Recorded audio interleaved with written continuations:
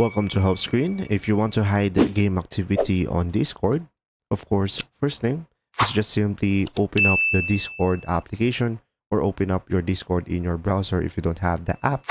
And now from here, you could just simply go ahead and go for the user settings over here.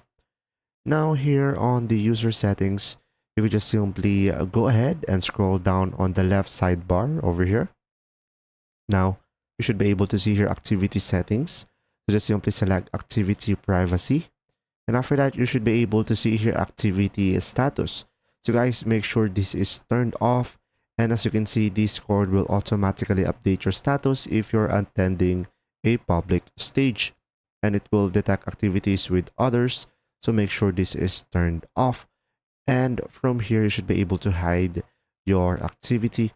And you can just simply click on the escape and you won't have that feature anymore. I hope this video helped you understand more. If you do, leave a like and thanks for watching.